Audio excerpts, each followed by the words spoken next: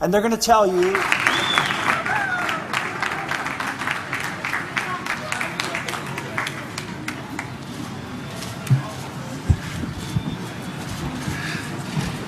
wow, that's some group of people.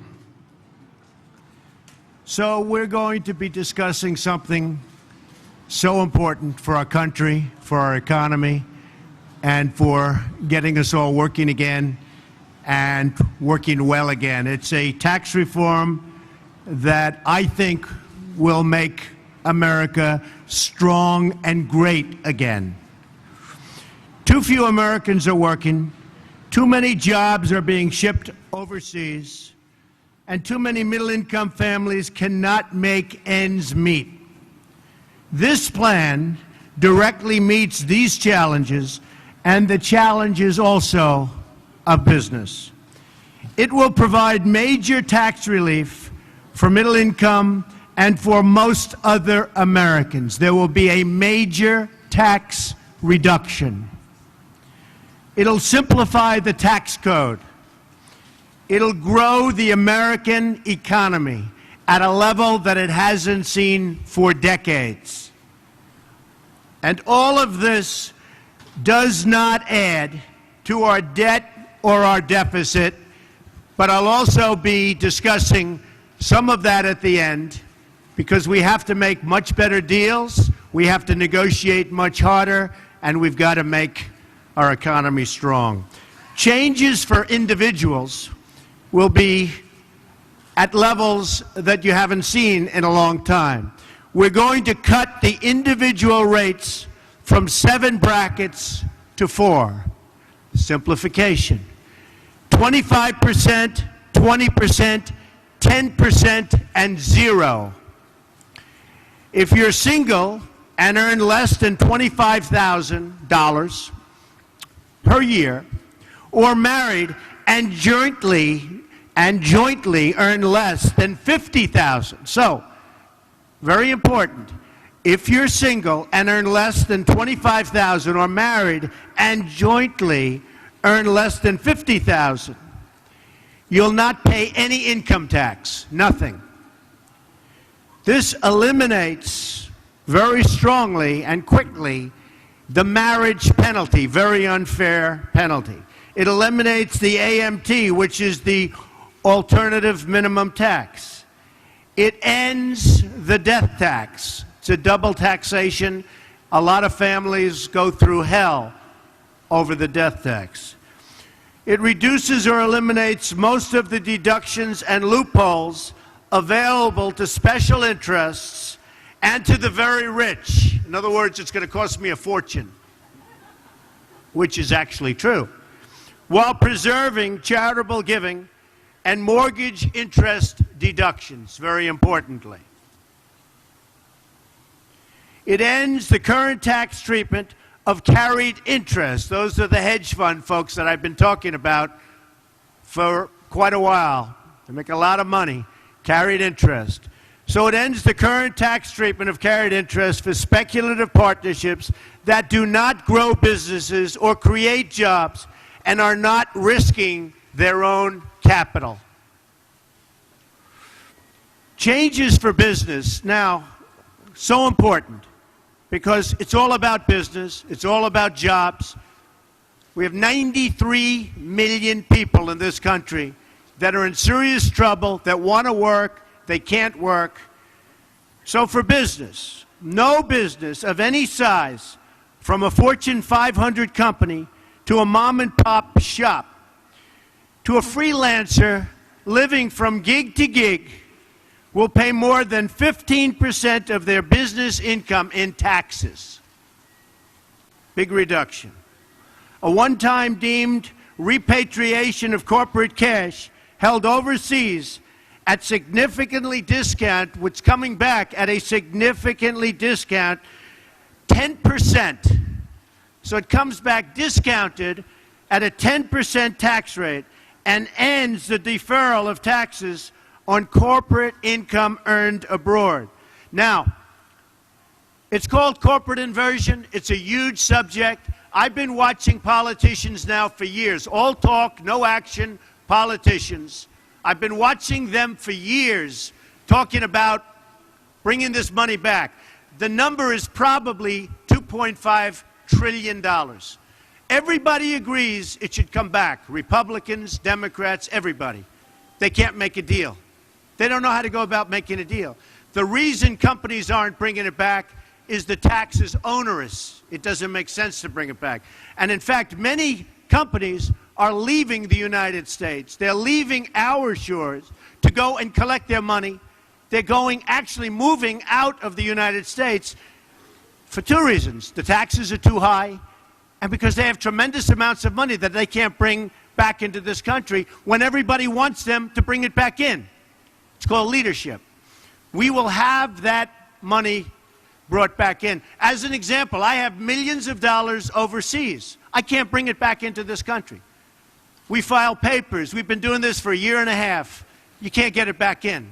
So the money stays in other countries, and that's what happens. Not good for us. The level of leadership that we need to get things like this done is so important.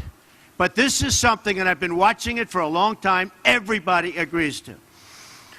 We also reduce or eliminate some business loopholes, many of them actually, and deductions made unnecessary or redundant by the new lower tax rate on business income. The tax rate now is so low that a lot of these deductions, which are complicated, which don't make sense, and which are unfair, are gone. And we phase in a reasonable cap on the deductibility of the business interest expense. So we are going to give you, we have a very complex set of papers that actually, if you know business, is not so complex. And we're going to hand them out right now to the press. And I think you'll see, we have an amazing code. It will be simple, it will be easy, it will be fair, it's graduated. As you get up in income, you pay a little more. Some of the very unfair deductions that certain people have been given who make a lot of money will not be available any longer. But I actually believe they'll do better because I think the economy will grow. It'll grow rapidly, and we'll have something very special. Now, with all of that being said, and before we take some questions, we have to cut the costs of what's going on in this country. If you look at what we're doing and the money we're spending, I read where a washer, you know what a washer is? Nuts, bolts, and washer. To send from one state to another, it was a 19-cent washer, and it cost $900 and some odd thousand to send it from here to there. And there are many examples. Hammers that cost $800 that you can buy in a store for a tiny amount of money. We will run this country properly. There is so much money to be saved. We're reducing taxes, but at the same time, if I win, if I become president, we will be able to cut so much money and have a better country. We won't be losing anything other than we'll be balancing budgets and getting them where they should be. So this is a plan that's simple, that's a major reduction. I think people are going to be very happy. We've already had some very good reviews. I did the plan with some of the leading scholars and economists and tax experts that there are in this country. They love it. They say, why hasn't this been done before? And this is my wheelhouse. That's what I do well. The economy is what I do well. Whenever they do polls, I always come out way above everybody else on the economy. And on leadership, by the way, but I won't say that. So if anybody has... Wow.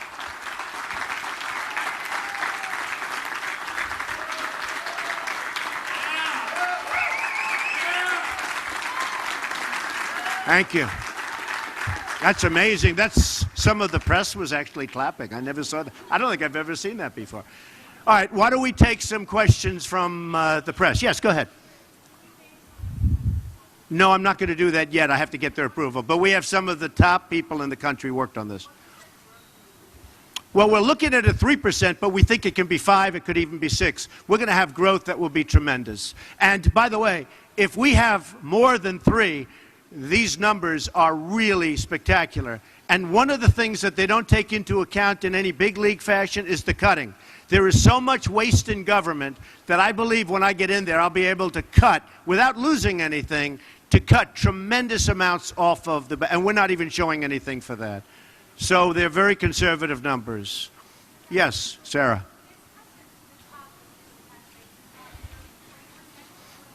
Yeah.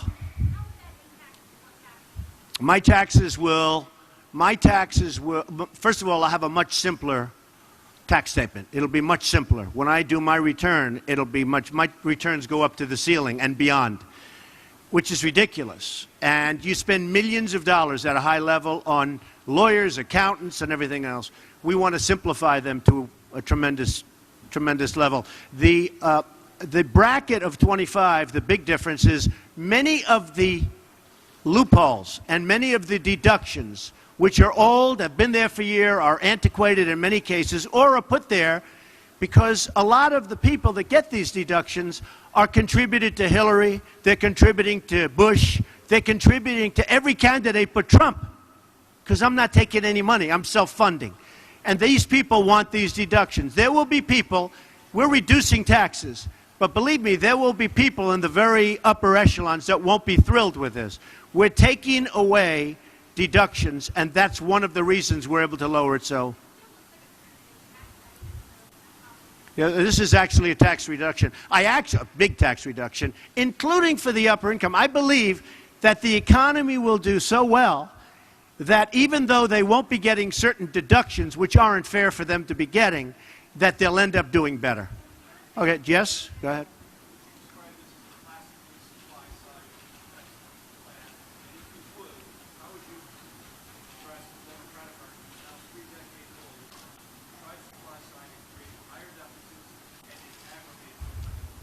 I just think this is a common sense approach. You know, we could say supply side, you could say there's 15 different names given out for different kinds of reductions or increases.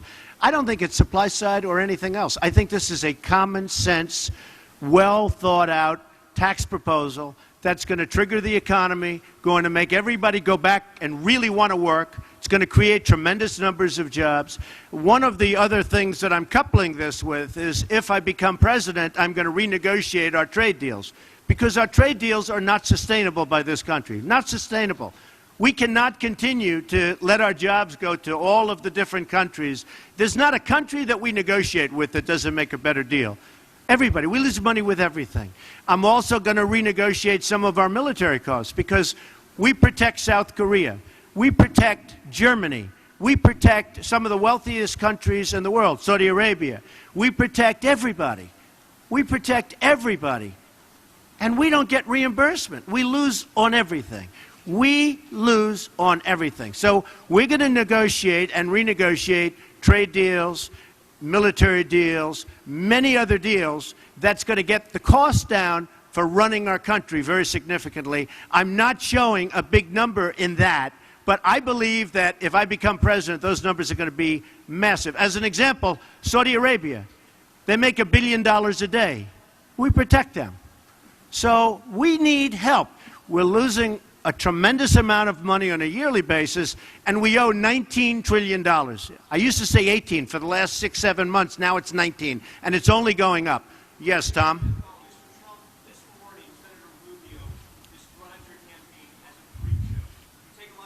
Well, now, Senator, look, Senator Rubio is a lightweight. We understand that. He wouldn't be able to do this. He wouldn't know a trade deal from any other deal. And what certain people are trying to do is they're trying to take, we just went up in the last poll, we went up 2 points in the last poll, and we continue to go up. In the NBC poll, I think we went from 26 to 29. We're going up very strongly in the polls. They don't know what to do about it. I built a great company. You'll see that in 60 Minutes last night. I built a great company. It's a phenomenal company with very little debt, tremendous cash flow. I'm funding my own campaign. Guys like Rubio, I mean, he desperately needs money. Ask the car dealer in Florida. Ask the people that support him. And a guy like Rubio and others, I don't want to single him out. You're singling him out. But they're largely controlled by their donors, the special interests, and frankly, more than anybody else, the lobbyists. I've turned down millions and millions of dollars from lobbyists and special interests because it's not the right thing. It's just not right. And that seems to be resonating very strongly. Yes. Thank you. Thank you.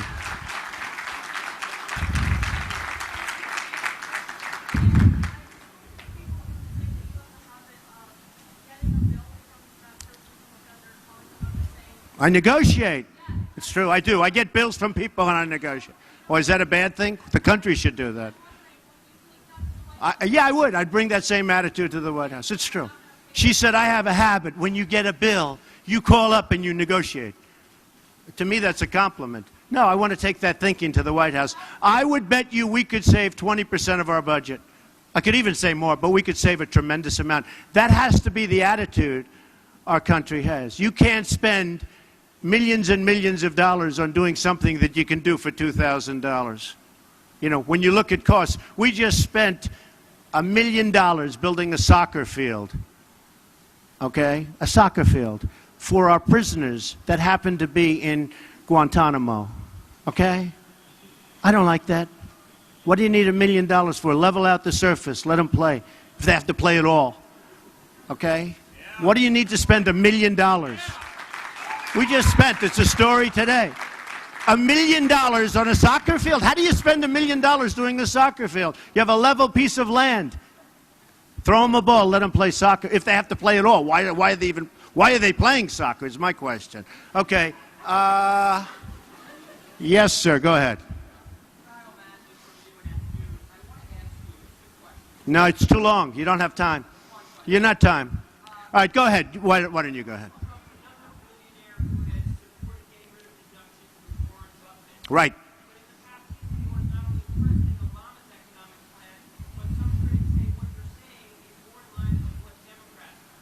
No, not at all. We're lowering taxes, which the Republicans love.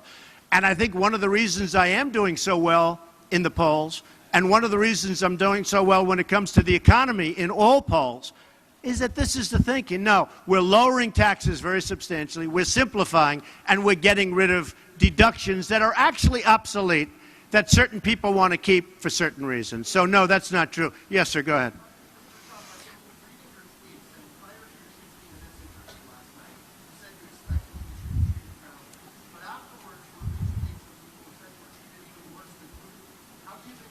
Well, Putin was interviewed and I was interviewed last night. I thought Charlie Rose did an excellent job, but I thought his was a softer interview. Scott Pelley interviewed me. I thought Scott was terrific. I mean, it was a tough interview, but I thought he was very fair. And I thought the piece was very good. Yeah, go ahead.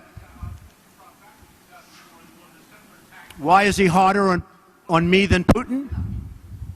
I would say because Putin is a nicer person than I am. Okay, go ahead.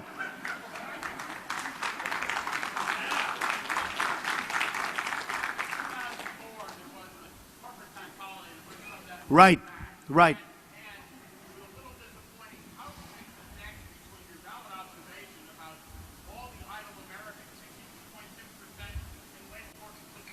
It's the worst in 36 years.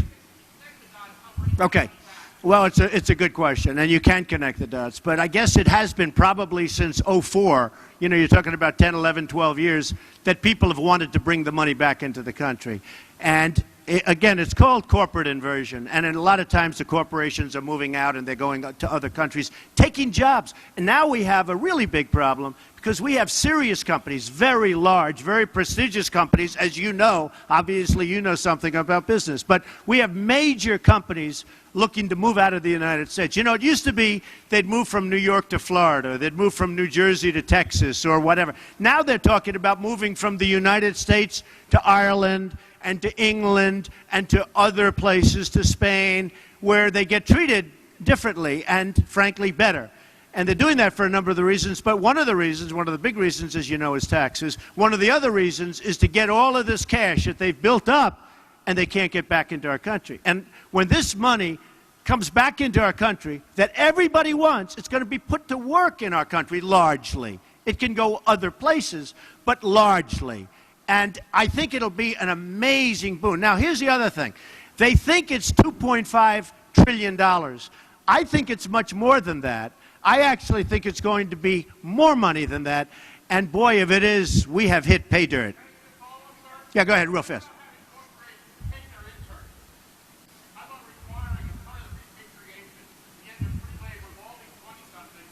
Well, you know, when you end the repatriation, when you get the money coming back in, beyond, tremendous things happen. Sarah, go ahead.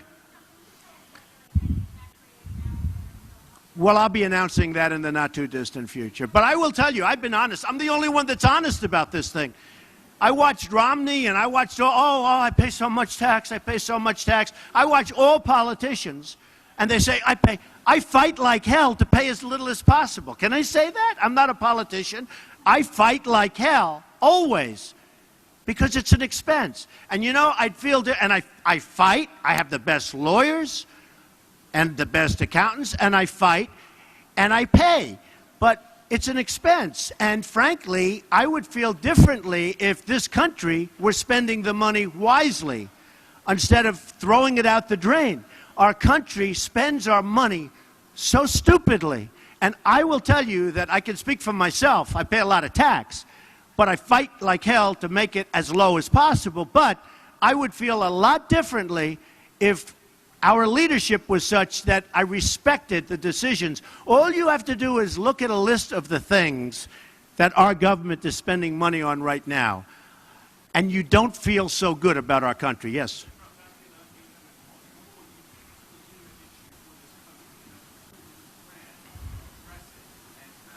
Well, I'll tell you what, in terms of income inequality, we're going to create a lot of jobs. You know, right now, we have a false 5.4, 5.3, 5.6. Every month is different.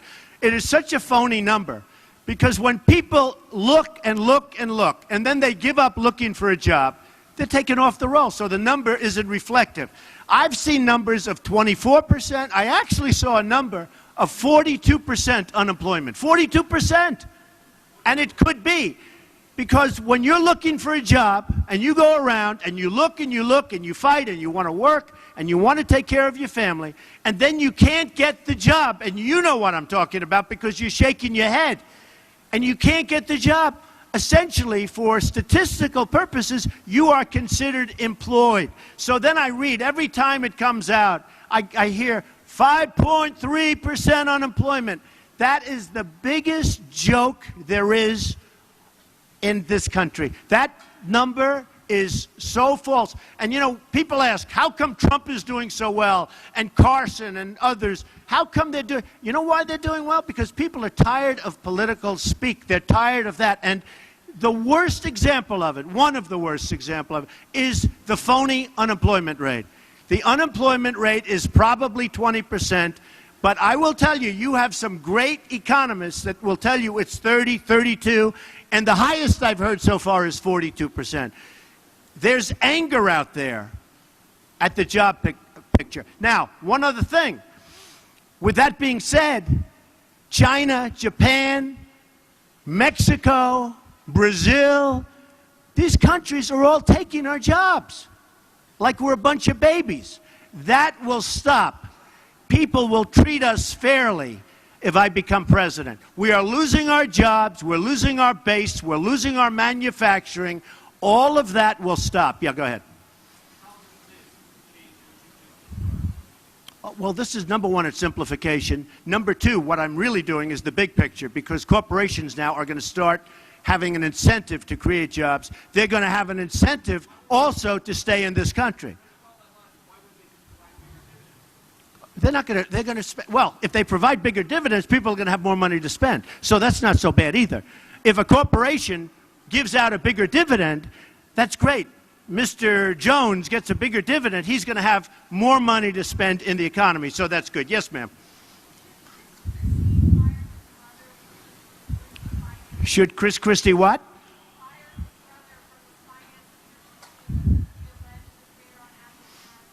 I know nothing about that. Yeah, go ahead.